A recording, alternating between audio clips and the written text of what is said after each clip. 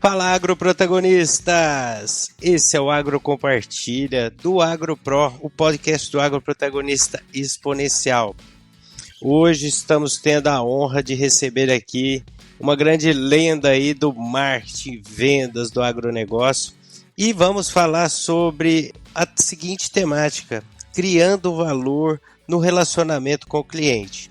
Estou recebendo hoje aqui Rogério Biasotto. Seja muito bem-vindo, Biasotto. Olá, Leonardo, muito obrigado pela oportunidade. Olá, ouvintes do AgroPro. É um prazer estar aqui, tendo chance de poder bater um papo com vocês. Maravilha. E para a gente iniciar, para os agroprotagonistas que nos ouvem aqui, conte um pouquinho aqui da sua história, né? A sua apresentação aqui, que você tem muita história e hoje vamos contar algumas delas aqui nesse episódio. Ok. Bom, eu tenho 62 anos de idade, eu nasci no interior de São Paulo, numa cidade chamada Espírito Santo do Pinhal, e na época que eu estava lá, a minha família toda, ninguém tem nada a ver com agricultura, mas havia uma faculdade de agronomia lá, e a outra opção era fazer faculdade de Direito ou de Administração. E aí eu peguei e resolvi fazer agronomia, mas assim, não tinha um background em agricultura e nada, e quando eu já nos primeiros anos da faculdade eu já percebi que existia uma oportunidade para trabalhar nas famosas multinacionais. Então, desde a faculdade eu já era estagiário, na época na Dow Química, né? E quando eu me formei, eu obviamente já fui trabalhar numa multinacional. Passei um tempo nos Estados Unidos aprendendo inglês, mas trabalhando com outros ramos, mas em 92 eu voltei, fui contratado pela empresa chamada Ciba-Geigy, que depois virou Novartis, e depois virou Syngenta, e nessa empresa eu trabalhei a boa parte da minha carreira, mas também já trabalhei na BASF, já trabalhei na Monsanto, já trabalhei na Suzano Papel e Celulose, e ultimamente na UPL. Eu ocupei sempre cargos na área de marketing, na área de estratégia, e atualmente eu moro nos Estados Unidos, e eu sou consultor independente, apesar de estar nos Estados Unidos, mas a maior parte dos meus clientes são do Brasil. Maravilha, uma grande trajetória. E Biasotto, antes da gente entrar em relacionamento com o cliente, eu acho que assim, a base fundamental disso tudo está conectado em entender as necessidades dos clientes. Então, qual que é a importância para todo mundo que está nos ouvindo? A gente tem profissionais aqui, jovens profissionais que são seguidores aqui do nosso podcast. Qual que é essa importância de entender as necessidades dos clientes? Bom, é o seguinte, você só vai entender uma pessoa se você gastar tempo com ela, senão você não vai aprender. E gastar tempo é uma commodity, é um recurso muito escasso hoje em dia. Então, a primeira coisa é, a gente não pode fazer um pressuposto que eu sei aquilo porque alguém me contou. Você tem que gastar tempo, esse tempo tem que ser relevante, você tem que ter intensidade. Quando você está gastando tempo com essas pessoas para você descobrir a necessidade dele, você passa a aprender o dia a dia dele, o que ele faz, o que ele não faz. E aí você vai descobrir as dores que ele tem daquela coisa, porque imagina assim, eu só consigo andar 1000 quilômetros quase tendo um infarto. Vamos dar um exemplo, tá? É o único jeito, e se eu não andar esses 1000 quilômetros, quase tendo infarto, o jacaré vem e me come.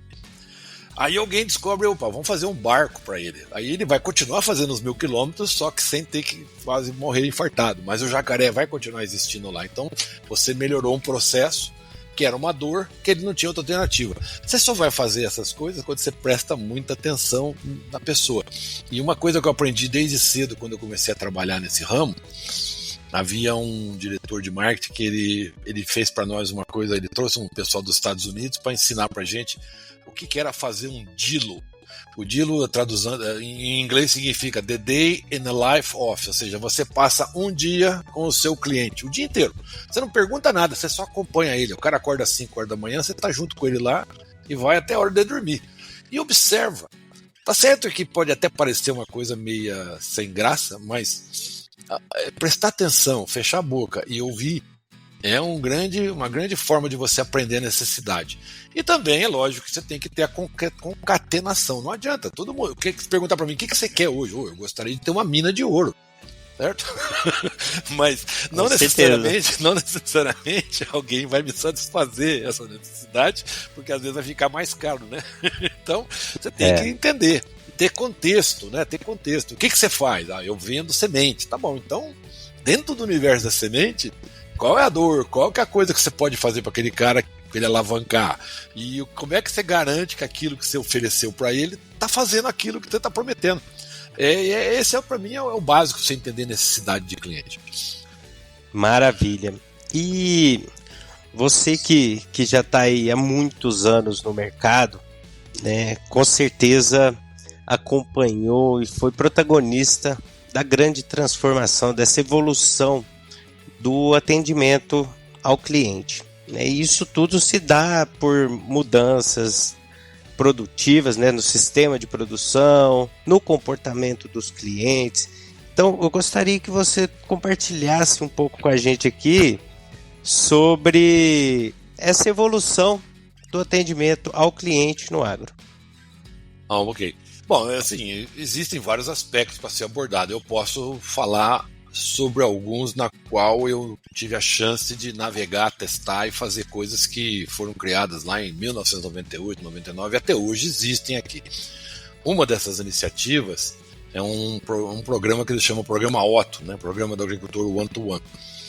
E é uma escola, porque veja bem, a gente estava olhando uma necessidade do nosso cliente, que era o distribuidor, apesar da gente vender produto para o agricultor, mas o nosso cliente de verdade naquela época era o distribuidor, certo?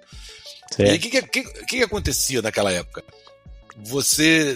Existia uma no final dos anos 90, começo dos anos 2000, não existiam as ferramentas financeiras que hoje tem, barter, banco financiando. A coisa que tinha era, o agricultor precisava de prazo, né? E o distribuidor não tinha capital para poder dar aquele prazo, então quem financiava ele era a multinacional, que fornecia os insumos. A multinacional exigia do distribuidor uma certa garantia real. Geralmente essa garantia real era a sua hipoteca de alguma fazenda ou um bem. Como os valores eram muito grandes, o que acontecia? Você dava, por exemplo, $2 milhões para um distribuidor. Como existiam muitos agricultores grandes, 2 agricultores chegavam no distribuidor e comprava aqueles $2 milhões de crédito. E aí tinha um monte de gente que você gostava de vender, mas você não podia vender mais. Então isso era um problema que a gente tinha. Então ele tentou dizer, como é que eu vou resolver essa necessidade? Como é que eu faço esse meu distribuidor vender mais para as pessoas sem eu destruir ele? Foi aí que a gente surgiu com a ideia de criar o programa Otto, que a gente colocava uma equipe específica para atender os agricultores diretamente. O distribuidor continuava recebendo o crédito que ele tinha, mas com a função de capilarizar, de entrar em agricultores menores, mas ao mesmo tempo a gente não deixava o distribuidor assim, o lucro e perdas dele no final, para ele ter uma recompensa maior do que ele tinha antes do modelo que era. E disso aí, de uma necessidade de fornecedor para o distribuidor, acabou surgindo um programa que abriu para a gente uma avenida gigantesca de acessar diretamente agricultores, de uma forma que, olha, se o senhor me deixa... Quer ver uma coisa que a gente fazia com o agricultor? A gente chegava para ele e falava assim, olha, o senhor cuida de maquinário, de pessoas, de comercialização, de contratar gente, da cerca que quebrou, da peça, do martelo e também da semente, do adubo, e no que tange a defensivos agrícolas, se o senhor for ver, tem mais de 15 mil combinações possíveis. Então, por mais capacitado que o senhor seja, o senhor não tem o conhecimento que eu tenho, porque eu sou pago para estudar e fazer só defensivo agrícola.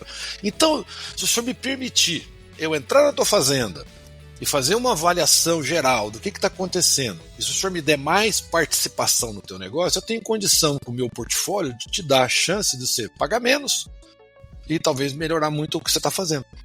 Vamos fazer isso? Então a gente começou nessa iniciativa e isso embarcou a nossa empresa para poder trabalhar diretamente com os clientes, mas com a maestria de não fazer disrupção com a distribuição, porque a distribuição também participou disso. Só que o distribuidor naquela época tinha a capacidade de fazer o quê?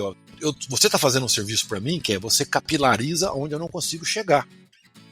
E eu vou num cara maior que eu posso ir, que custo eficiente, barato para mim. Só que ao mesmo tempo eu não vou te cancelar aqui. Eu vou também te dar uma chance de você participar nesse bolo. Então é aquele negócio. Existe um cara que é um prêmio Nobel, eu não me lembro do nome dele agora, mas ele ganhou um prêmio que falava assim, que a melhor forma de ganhar é quando todos ganham. E por mais assim estranho que isso possa parecer, é verdade. Quando você pega e tem uma ideia onde todos que estão envolvidos vão ganhar alguma coisa, essa vai ser a melhor solução. Então, quando você está tentando entender necessidade de cliente, você tem que entender, peraí, essa necessidade dele, eu atendendo, só eu vou ganhar, ele também não vai ganhar, o outro não vai ganhar, porque sempre vão ter as pessoas que vão fazer boicote no que você faz. Desculpa se eu me estendi demais aqui, é que eu fiquei empolgado. E quando a gente compartilha experiência é muito legal, né? Que é tudo muito vivo, né?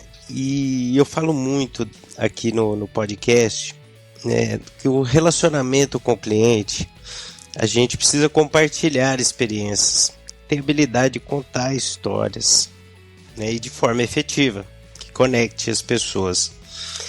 E você compartilhou aí alguns pontos que eu acho que seria bem legal a gente aprofundar mais dentro do quesito relacionamento com o cliente, a questão do tempo, né? Okay. Eu até fiz a disciplina, né, que o senhor dá na Cumbre. O senhor você me dá em desconto, não faz um comercial da minha consultoria aí de graça, tá? Também. O senhor falou bastante de dados, uso de dados, né, CRM e tudo mais, e isso conectando com o tempo, porque você mesmo trouxe, o tempo é um recurso caríssimo, escasso, e como que a gente busca para ter maior efetividade e não perder os pontos aí de presença com o cliente? Bom, é o seguinte, nós somos limitados. Existe um antropólogo chamado Dunbar, tá? Ele estudou o comportamento dos animais gregários, então tudo que se junta em comunidade, os gorilas, os chimpanzés, golfinhos, elefantes e nós humanos. E ele depois de estudar muito, ele viu o seguinte, que a razão ou a proporção entre o neocórtex em relação ao cérebro desses mamíferos influi diretamente na capacidade de você estabelecer relacionamentos relevantes com a comunidade que você vive. O que significa isso? O ser humano, apesar de nós estarmos já existindo aqui nesse planeta há muitos anos, e a toda a tecnologia que avançou, mas nós continuamos a ser o modelo Homo sapiens lá de, sei lá quando é que começou isso. Não mudou. O nosso neocórtex é mais ou menos 3/4 do nosso cérebro, certo? Você vai num gorila, você vai num chimpanzé, é um pouco menor essa relação. Então o que acontece? Um gorila consegue ter 40 relações relevantes durante sua vida toda, certo? Ou 40 elementos que vivem em volta da sua comunidade um com o outro. O chimpanzé é 60, o ser humano consegue ter 150 relacionamentos relevantes. Aí você vai falar pra mim, mas peraí, esses caras aí da internet aí que tem 1 milhão de seguidores, ele tem 1 milhão de seguidores, mas relacionamento relevante são com 150 pessoas. Eu posso até, uma outra hora, se você quiser me convidar, eu posso explicar isso melhor. Mas o que significa isso? Eu tenho 5 pessoas que estão no meu entorno bem próximo de mim, que é a minha família, não necessariamente a minha família de sangue, mas são 5 pessoas que são relevantes ao extremo. Uma segunda camada que são mais 15 pessoas que a gente chama a superfamília. Uma terceira camada que a gente chama do clã, que tem mais 50 pessoas. E a última camada de 80 pessoas, que é a tribo. Somando isso aí tudo, dá 150 relacionamentos relevantes. Para conseguir ter isso, existem 4 coisas que tem que acontecer. Você gasta tempo com essas pessoas. Esse tempo tem que ter intensidade, ou seja, não adianta ficar do teu lado quieto, não falando nada. Então eu sou um relacionamento morto. Eu tenho que ter alguma coisa que é relevante, que faz sentido. Para mim e para você. A terceira coisa nesse relacionamento que você tem que criar, aproveitando o tempo que você gastou com a pessoa, é que tem que estar claro o que eu vou ganhar e o que você vai me dar. O trade-off. E a quarta parte desse relacionamento, para ele se estabelecer, e você vê que interessante como é que fecha isso, é a confiança. E a confiança, ela existe quando você é o mais transparente possível com a pessoa. Então, por exemplo, se eu sou um vendedor, eu quero estabelecer um relacionamento relevante com alguma pessoa que é um cliente meu, imagina assim, você acabou de chegar numa cidade, você é uma pessoa desconhecida de todo mundo ali, ninguém sabe quem é você. Aí você chega com a solução mágica, eu tenho o melhor produto do mundo. Poucos vão comprar, por causa que eles vão sempre ir atrás daquela pessoa que tem um relacionamento relevante, que ele confia. Então, só para terminar a parte anterior, para eu entrar nessa parte aqui. Quando você tem confiança, você é transparente. Transparência se dá com o quê? Com a comunicação. E comunicação significa gastar tempo com a pessoa. E essa comunicação tem que ser relevante. É um círculo virtuoso. Essas 4 pilares formam o relacionamento relevante. E o relacionamento relevante é que nem impressão digital. Uma vez criado, ele nunca mais vai ser copiado. Ninguém copia um relacionamento.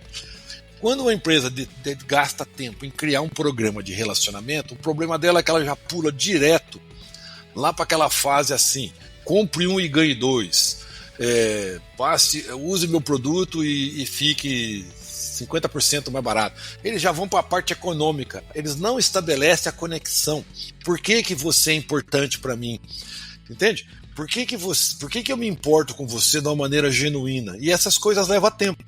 Então, quando você monta tudo isso, você vai chegar numa hora que é o seguinte: ainda mais na agricultura, que é um exemplo clássico disso, você vai vender a mesma coisa, teoricamente, para a mesma pessoa por 30 anos, 40 anos. Os produtos que estão aí, não fica inventando toda hora. Não é mercado de consumo. Mercado agrícola é um mercado de business to business. Então, assim, o que vale? O meu produto é ruim ou é bom? Ele é bom, porque se ele está registrado, ele funciona.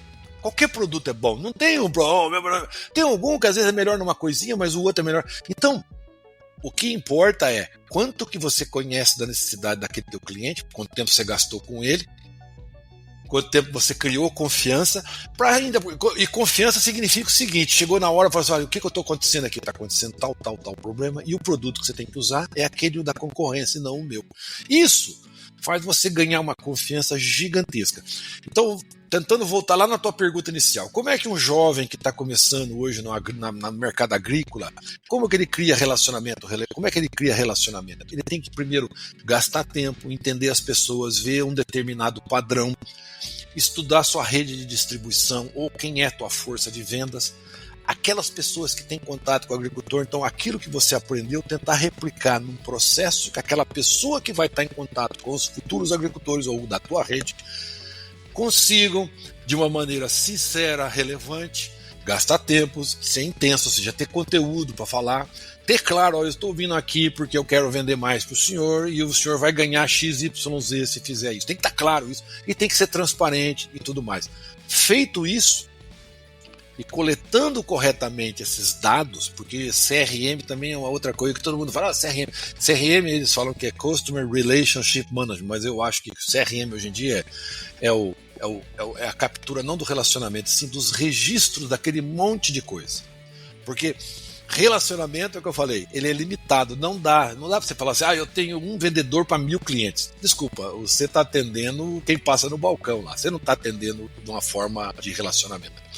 E a empresa que gasta tempo pensando nisso, existem várias formas, entendeu? De novo, eu tenho que atravessar uma lagoa e eu só sei fazer a nado, e cada vez que eu atravesso eu quase tenho um infarto porque o jacaré vai me pegar.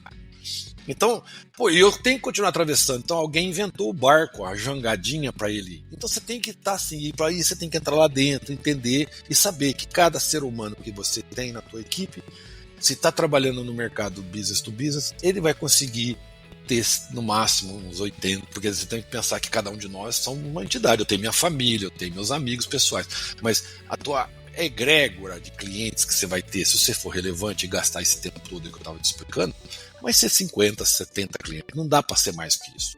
E outra, quem está próximo do cliente, que tem um relacionamento, controla o mercado. Eu tenho um sobrinho que é consultor de uma empresa que está fazendo consultoria aqui nos Estados Unidos, no Canadá, para uma empresa de máquinas agrícolas. Ele está aqui me visitando hoje e está me contando que nos assessments que eles fizeram para os agricultores do Canadá e do meio oeste americano, qual que é a marca de máquina agrícola que você quer? E todos eles falavam, sem exceção, ele estava falando comigo até. Olha, eu compro qualquer máquina, o que eu não vou deixar de comprar é desse sujeito que está aqui, que abre a loja para mim 24 horas por dia se eu precisar, que se tá faltando uma peça, ele dá um jeito. Então, entendeu? Então o que é que acontece? Tem gente que vive pensando no meu produto, entendeu? Quantas vezes você... Eu vou falar da minha área que eu trabalhei. Eu sempre falava da minha empresa, tem muita gente que não gostava disso. Escuta, você acha que o cara vai ficar sonhando, amanhã eu vou comprar o meu fungicida, depois de amanhã eu vou comprar meu herbicida? O cara não tá pensando nisso, ele tá pensando em outras coisas. Então você tem que... E é só que tem gente que embarca tanto nisso aí e acha que isso aí é a solução da vida, e não é. Você tem que entender uma outra coisa, o que o negócio te faz. E no programa Otto, por exemplo, que para mim é um exemplo bom de relacionamento de empresa com cliente direto, ele dura, já faz 24 anos, existe uma coisa muito importante lá, que é além dessas 4 partes que eu falei, que é o tempo gasto, a intensidade, ou seja, o que está tentando entender. Na época que eu comecei, o que o agricultor não sabia era um determinado tipo de coisa. Hoje, uma das grandes coisas que eu acho que a empresa a Syngenta faz isso para os agricultores estão preocupados como é que eu passo todo esse meu legado, tudo isso que eu fiz, tudo isso que eu construí para os meus filhos. E aí surgem vários programas de capacitação de herdeiros, de gestão. É uma coisa interessante, porque às vezes o cara não está precisando mais daquela técnica de como é que usa tal produto ou outro, porque isso já passou, é uma outra coisa que ele está precisando, então a empresa vai suprindo. Aqui nos Estados Unidos, por exemplo, nunca quiseram fazer um programa Otto, e você tem um problema sério aqui, porque a maior parte dos fazendeiros já estão chegando na faixa dos seus 60 anos, e os filhos não querem saber de agricultura, entende? Então não tem legado, ninguém está preocupado com isso, porque o modelo aqui ainda continua, vamos falar assim, eu diria, uma forma de se relacionar com o cliente, ainda naquele negócio muito, muito, muito formal, sabe? Você vai comprar a molécula XPTO, vai passar lá e acabou. E no Brasil eu acho que é muito mais avançado nisso hoje. O agricultor é mais curioso, ele quer saber, e se ele é assim, aproveita, vai lá e conversa com o cara, e aprende com ele, cria relacionamento. Maravilha. Uma aula aqui, os agroprotagonistas estão tendo uma aula aqui muito importante de relacionamento com o cliente. E você trouxe aí, Biasotto, um ponto que assim, eu acho que é crucial, que a gente tirar o foco do produto, sabe? Sim, temos diferenciais, benefícios, tudo, mas igual você trouxe. Eu vou comprar um fungicida agora. Não, ele não quer ter doença. Exato. Ele não quer ter perda por doença. Ele quer ter prosperidade, ele quer chegar no final lá, o que foi que eu produzi. Né? Justamente. Então, a gente ter esse entendimento de que a gente precisa trazer retorno. Né? Eu teve um episódio que eu falei uma frase aqui que chamou bastante atenção do pessoal. O pessoal comentou comigo que assim, eu tenho mestrado, doutorado, eu falo, isso aí só vai valer alguma coisa a partir do momento que traz retorno para quem está comigo, senão não adianta. E a mesma coisa é a gente atendendo os agricultores no campo. Então, se a gente conecta com isso, a gente cria valor, a gente gera valor no campo. E assim, a questão da presença, a gente se conecta com as reais necessidades dos clientes, porque uma coisa é preciso fechar um pacote aqui, vou comprar isso, aquilo, outro, mas você tá lá, identifica uma doença e você consegue mitigar aquele dano, você tá criando valor. Então, aí, eu queria fazer uma pergunta em relação à sua consultoria, né? Agora é o momento da gente fazer o branding aqui da consultoria. Porque assim, você atende uma área gigante aí, né? Pensando em consultoria, eu gostaria que você trouxesse, se possível, né? As principais demandas que as empresas ou seus clientes buscam auxílio, sabe? Dentro do mercado agro. Leonardo, você vai ficar espantado que eu vou falar, tá? Mas assim, não importa se a empresa é pequena, média ou grande. E os problemas que eles têm é muito parecido. todos eles têm um problema parecido. Quer ver, ó, eu gosto de fazer essa brincadeira, né? Se você pegar e virar a tua cabeça e colocar o teu nariz na escrivaninha que você está agora, você vai ver todos os detalhes daquele espaço que o teu campo ocular vai te permitir. Você vai ver detalhes pequenininhos, mas você vai, às vezes, nem, supondo assim, você não vai nem lembrar que você está em cima de uma escrivaninha. Quando você levanta a cabeça e olha o todo, você não vai ver o detalhe, mas você vê o todo. Eu acho que quando você está dentro de uma empresa, devido a todos os processos que tem, você acaba, de uma maneira positiva, não quero falar isso de uma maneira jocosa, tá? Mas você fica viciado em olhar o detalhe do detalhe do detalhe, que você tem que ver, porque senão o produto não vai funcionar, tá? Mas você esquece do básico. Então, quais são e aí eu vejo as empresas hoje recorrendo às consultorias para ajudar eles o que é o básico? Então, por exemplo, quer ver um básico? É difícil você ver as pessoas da empresa sair para ir conversar com o cliente, como se fosse uma obrigação. Eu trabalhei um período muito pequeno da minha vida aqui nos Estados Unidos, quando eu comecei minha carreira, que eu trabalhei em agricultura, depois vim para cá e vim trabalhar com outro negócio. E eu trabalhei na ESSO. Na ESSO aqui, em 1987, 88, o presidente da ESSO, ele instituía a semana da conversação com os clientes. Ele, por coincidência, eu acompanhei ele, por coincidência, eu era um Zé Mané lá, tá?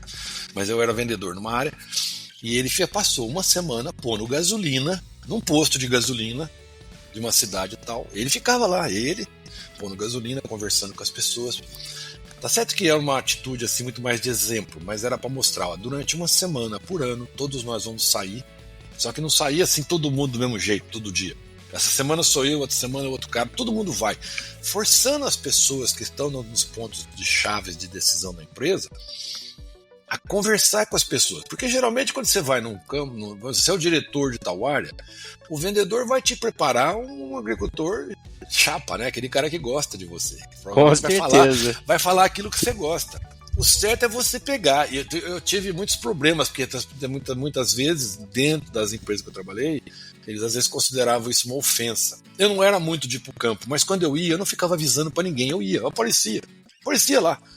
Aí as pessoas ficavam, mas como que você vem aqui sem contar pra nós? Eu falei, calma, eu não vim aqui pra pegar no pé de ninguém, eu vim aqui pra mim poder conversar com as pessoas. E era comum, se eu tava andando assim, entra nessa fazenda aqui. Ih, mas o cara lá é chato. Ah, tá bom, vamos ver se ele vai mandar nós embora em 5 minutos ou em 3 minutos. Mas vamos lá tentar, né? Então, existe esse problema. As pessoas, então, as empresas, o que eu acho? As empresas, eu acho assim, por mais que elas queiram, quer ver, como é que eu vou perguntar pra você, Leonardo, o que você acha de mim? Você não acha que você acha que eu sou o cara mais legal do mundo ou só o cara legal? É difícil isso. Essas coisas para entender o que o cara acha de você. O melhor jeito que eu acho que tem que ter é pela aquela medição do NPS, bem simples. Você recomenda ou não essa empresa para alguém, porque o NPS mexe no teu psicológico lá, ele mexe com o teu sentimento, não com a tua razão. E ninguém, quando está envolvido pelo sentimento, vai falar uma coisa que não é boa. E se não é boa, ele está com sentimento ruim. Aí você vai estudar isso. Esse é o primeiro ponto. Segundo, as empresas precisam, de uma forma ou de outra, inventar, por exemplo, funcionário fantasma. Eu contrato uns caras, eles saem por aí, eles se fantasiam como se fossem clientes e vai tentar entender como é que eles estão sendo atendidos. E é daí que tira. Teve no Fantástico, você lembra? Agora, por exemplo, mas assim, existem as consultorias que são especializadas, elas têm uma metodologia de fazer um assessment, de perguntar tudo, e daquelas perguntas sai a resposta já. E aí a empresa ainda te paga pra você contar o que ela poderia saber de graça. Agora, veja bem, tem aquele negócio, sempre tem que ter um elemento externo para causar o metabolismo, ser um catalisador que acelera a reação e faz todo mundo sair da zona de conforto. Porque o ser humano não é um defeito, o universo, ele tende à entropia. O que é isso? Ele tende à desorganização e ter o mínimo de esforço necessário. Tudo é separado. A nossa mente é assim. Se você não prestar atenção, não gastar energia para mudar o teu pensamento para certas coisas, a tua mente vai se desfazendo, e aí o que acontece? Começa a surgir os maus pensamentos. Então você começa a achar que você está indo mal, você acha que não vai dar certo, por causa que você não botou a energia correta de pensar. Então quando você tem um movimento genuíno de tentar entender o que está acontecendo com o agricultor, por exemplo, que é o teu cliente, fazendo pergunta, mas perguntando, você tem que contratar umas pessoas que são chato de fazer pergunta o dia inteiro, que é nesse monte de pergunta que vai sair uma resposta. Agora, não adianta pegar, vou economizar, vou pedir para meus agrônomos de campo ir lá fazer pergunta. O problema que eu acho que as empresas têm horrível é o seguinte, eles acham que o vendedor ele é o entrevistador, ele é o financeiro, faz ele tudo, né? Faz entrega, tudo. logística. Vai ter caras que são geniais, conseguem fazer tudo, mas tem muita gente que não faz, então é o não tipo é regra, né? É um investimento que não funciona direito. Eu vejo outra coisa também. Muitas empresas têm medo de contratar as pessoas. Tem medo de contratar, por exemplo, consultoria, porque é muito caro. Depende, o que é caro, o que é barato. Certo? Você tem que entender, por exemplo, quer ver, você pagaria 100 mil para ganhar 2 milhões? Com certeza. Entende? Agora tem gente que não quer pagar 100 mil. Fora o que tá perdendo. E nem tem consciência disso. Pagar 2 milhões. Tem gente que quer aquele negócio assim, vou pegar esse cara aí, ele aprendeu umas coisas na empresa dele, ele faz pra nós de graça. Então, vai lá, tudo bem, toca a vida, mas não vai dar certo. Entende? E também não precisa ficar fazendo muito luxo. É o óbvio lulante. Agora, de novo, o jogo no agribusiness é simples. Se você controla, quem controla o relacionamento, controla o que eu estou dizendo, não no sentido negativo, mas se você que tem a melhor aliança com a rede que está mais próxima do agricultor, a tua chance de ter sucesso é muito grande. Desde que você trate esse aliado como um parceiro e não simplesmente um ente onde você o explora sem dar alguma coisa em troca. Porque vai chegar uma hora que ele vai ficar puto da vida com você e vai debandar para trabalhar com outro. Mas ele leva todo mundo junto. Maravilha. Com certeza. E Rogério, tem mais uma grande contribuição aqui, que um ponto para alta performance, que assim, eu acho fundamental, é ter método. Né? E tá bem conectado com o que você trouxe aí. O que o senhor pode compartilhar com a gente aqui da importância da gente ter um método, sabe? Para atingir os nossos resultados, a gente atingir essa alta performance aí, seja no comercial, seja na pesquisa, seja no marketing. Quer ver? Eu vou tentar responder a tua pergunta dando um exemplo que eu sempre apresento isso nas aulas que eu dou. Imagina que você e eu vamos apostar uma corrida sei lá, do mesmo carro, exatamente igual o carro de São Paulo a Brasília, tá bom? Nós vamos pela mesma estrada, nós vamos usar o mesmo tipo de combustível, nós vamos ter o mesmo carro. Por que um de nós dois vai ganhar? Você não precisa responder, eu vou responder para você. Veja bem, o time que você pertence e o time que eu pertenço do carro seria duas equipes de corrida, certo? Todos eles sabem ver mapa, todos eles têm mecânicos, todos eles sabem consertar as peças. Só que tem o seguinte, apesar de todas as atividades serem as mesmas, tá perguntando do método, tá? Eu vou te mostrar lá. Só que, por exemplo, suponha que você ganha a corrida de mim. E você ganha a corrida porque você tem a capacidade de frear próximo das curvas um pouco depois de mim, e você tem uma capacidade de ganhar velocidade depois que você saiu da curva melhor que eu. Daqueles milhões e milhões de coisas que tem que fazer para correr, duas atividades simples, você é mestre. E eu também sei que existe frear mais próximo, só que você escolheu isso. Então, quando eu falo de metodologia, é o seguinte: um conjunto de atividades cria um processo. Um conjunto de processos cria uma competência. Certo? Aquela competência, se ela for rara, cara, difícil de ser imitada, ela vira uma core competence, uma competência chave. Então, o pulo do gato para você ter uma metodologia é, mesmo que você esteja fazendo uma metodologia que todo mundo conhece, você tem que destrinchar aquela metodologia nas atividades básicas para entender quais atividades, não precisa ser muitas não, que eu vou ser muito melhor que os outros. E aí no somatório disso tudo vai me levar algum dia a ter uma competência-chave que ela vai ser rara. Que nem, por exemplo, eu e você podemos contar a mesma piada. Vamos ver quem é que ri mais da mesma piada dos outros, porque é o jeito de fazer as coisas que faz a diferença, não é a coisa em si. Porque, se você for ver, não existe mais segredo. E mesmo que você tenha um segredo, uma patente, né, ela dura 20 anos, depois ela vira pública. E por que a empresa que vendia aquele produto antigo, mesmo tendo concorrente, continua vendendo? Porque tem alguma coisa que ela faz lá, nas atividades dela, nos processos dela, seja na fabricação, ou na forma de vender, ou na forma de acessar o mercado, que ela faz muito melhor que o outro. Quer ver uma coisa que segurou por muitos anos as empresas asiáticas de tomar conta do mercado brasileiro de defesa agrícola? Foi as competências que as empresas que estavam aqui desenvolveram para fornecer crédito para o agricultor, porque como o governo brasileiro nunca ajudou a agricultura de forma nenhuma, as empresas tiveram que se virar e dar um jeito de criar um sistema de financiar.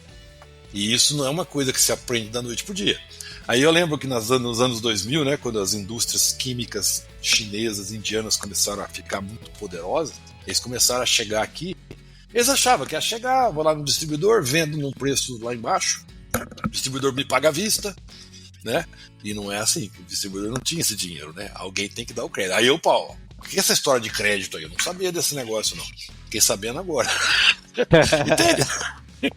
Isso, tá vendo? De novo, ó, dar crédito é uma coisa escondida, segredo? Não, todo mundo sabe os processos. Mas sabe. Como é que você dá crédito para um cara que aí, esse crédito desse cara que mexe com uma coisa agrícola, que depende do clima, que depende de um protocolo agronômico que pode ser tem N possibilidades, que depende de um negócio assim, será que o mercado vai produzir bastante ou não, então o preço... Quer dizer, aprender isso aí e saber fazer isso se transforma numa core competência que ninguém consegue copiar. Não copia. Entende?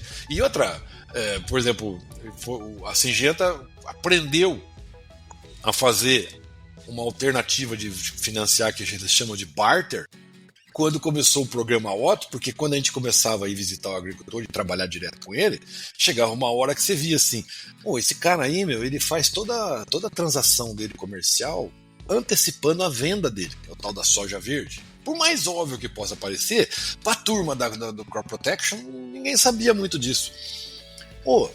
E se a gente não quer especular com a commodity, eu só quero garantir aquilo? Então você dá aqueles 1000 sacos que você vai produzir, 100 sacos é o equivalente ao que você está comprando de mim. Então o senhor pode passar para mim o direito de ter essa colheita aqui? Aí eu juntava tudo isso e eu ia direto na Cargill, na ADM, essas coisas, e vendia isso. Então a Cargill já ganhava por quê? Porque eles não tinham que ficar originando, já estavam garantindo a compra. E esse mecanismo surgiu toda uma competência de trabalhar com o agricultor utilizando do barter. Você imagina a dificuldade que foi o pessoal financeiro da Syngenta para convencer a suiçada, que é os donos da Syngenta, que ia fazer isso. Vocês vão fazer especulação com commodity. Não, nós não queremos fazer especulação com commodity, senão fechamos a soja nesse preço aqui, a gente vai lá, porque eu já ganhei meu dinheiro naquele preço, porque aquilo ali é o equivalente ao que eu vou levar para pagar meus produtos. Entende? Não, mas foi difícil no começo, mas aí vai fazendo, vai aprendendo. Isso se transforma na barreira de entrada para concorrentes, né? Com certeza. Então, assim, respondendo nu e cruamente a tua pergunta, qual é a metodologia? A metodologia você não precisa inventar porque ela já foi inventada. Você tem que pegar a metodologia e tem um canal aqui no YouTube que chama Bom de Bíblia. O cara estuda a Bíblia e sabe tudo, né? E aí então uma parte daquilo é bom. Então você tem que ser bom de processo, você entender bem um processo a fundo. Pega o que tem de melhor, eu quero ser bom em acesso ao mercado. O que tem por aí? Vai estudar todos e aí escolhe um e escolhe algumas partes dele para você ser assim, você é 1 bilhão de vezes melhor que todo mundo. Ninguém vai bater em você naquele tornar pedaço. Referência, né? Você se torna referência, entendeu? Outra coisa, ficar escondendo as coisas é bobagem. Conta. Hoje em dia, de novo, meu sobrinho, vou usar ele de novo. Eu, quando estava na idade dele, com 28 anos de idade, mas nossa, para saber a lista de livros de marketing, de estratégia, quem sabia isso guardava as 7 chaves. Aquele negócio era impossível de acessar, você nem sabia o que era. Ele estava me contando aqui que existe um MBA de marketing estratégico de 2 anos, que você tem aula com os mega gurus, tipo Kotler, esses caras, né? Eu vi esse programa, eu quero até fazer, hein? Não, escuta só. Você escolhe a língua que você quer, porque já vem traduzido. E sabe quanto que custa o curso? $20. Não é por mês, não. $20 o curso inteiro. Tudo, justamente. Entende? Então veja bem, hoje uma pessoa que está lá no meio do Piauí, com uma Starlink, ele tem o acesso à melhor educação possível que um cara que está, por exemplo, em Nova York aprendendo. E o melhor ainda, lá ele está num lugar tranquilo, porque ele pode refletir, olhar o mundo ao seu redor e ver que o mundo não é aquela porcaria que é uma grande cidade, que é poluída, perigosa e tudo mais. Entende?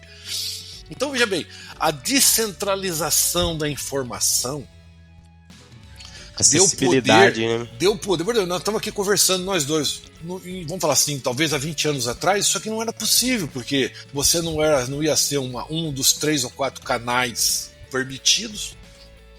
E eu, quem que eu sou? Sou um Zé Mané da vida aí, que ninguém sabe que existe e ninguém vai querer conversar comigo.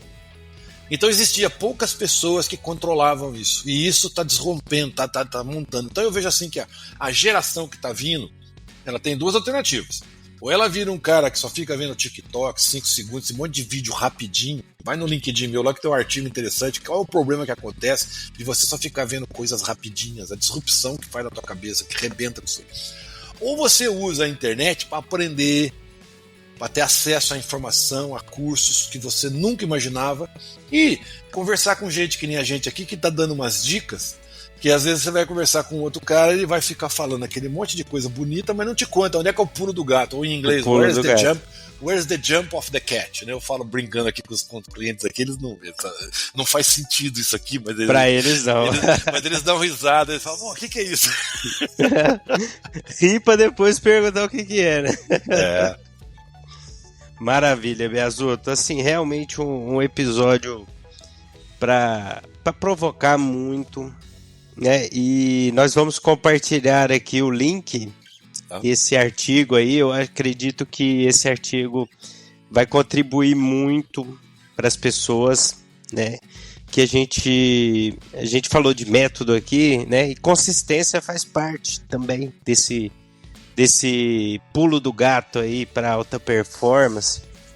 E nós vamos compartilhar porque assim a gente precisa aprofundar mais, dedicar mais, né? Porque não é de 5 em 5 segundos que a gente vai conseguir ter a relevância que o mercado busca da gente que trabalha no mercado. É só você pensar assim, você tá doente, você vai no médico e ele fala, eu acabei de ver no TikTok como é que faz a operação de cérebro, né? Será que esse cara é for real, né? É de verdade? Eu queria deixar um recadinho, só uma coisinha aqui pra ninguém esquecer, que é o seguinte, não se esqueça, é uma lei física, tudo no mundo tende à entropia. O que é entropia? Você pegou um monte de bolinha que tá tudo juntado, você solta assim, elas vão se espalhar e ficar todas desorganizadas e parar na forma que se gasta menos energia possível. Essa é a tendência dos nossos pensamentos. Então, se você não tiver um constante, não é toda hora, mas você tem que estar todo dia lembrando que você tem que se organizar, que você tem que ter uma energia pensando qual que é o teu foco. Não é pra ficar um doido, eu tô focado, só faço isso. Não. Vai tomar tua cerveja, come teu churrasco, canta, assiste, sei lá, o que você gosta de assistir, mas tenha foco, porque senão essa entropia, essa bagunça vai dar espaço para começar a gerar pensamentos negativos, e os pensamentos negativos te geram ser uma pessoa pessimista, e isso desgringola. Vídeos curtos, muita coisa para excitar o cérebro ajuda a acelerar essa entropia. Ajuda você a ser uma pessoa superficial que não presta atenção em nada. E todos nós, de uma forma ou de outra, estamos sendo afetados por essa doença. Presta atenção nisso. Presta atenção, você pega, eu não vou assistir TikTok. Vai no YouTube, tem os shorts lá. A hora que você bobeou, você passou 1 hora vendo aquelas porcarias lá. Você não aprendeu nada, você só ficou vendo besteira. Com certeza. Uma bela mensagem aqui de provocação, de inspiração. E aproveitar para agradecer a sua disponibilidade, a sua disposição, né? Prontamente atendeu aí o nosso convite. É uma honra ter esse momento contigo aqui. Reminha, muito obrigado pela oportunidade. Eu espero ter podido contribuir com você e teus ouvintes. Maravilha. E você que nos ouve aí, agroprotagonista, compartilhe esse episódio com as pessoas do agro, pessoas fora do agro, que essa mensagem aqui possa inspirar, possa provocar e dar o mínimo de direcionamento aí para a gente melhorar a nossa performance, melhorar os nossos resultados, melhorar a nossa vida aqui dentro do agronegócio. Valeu!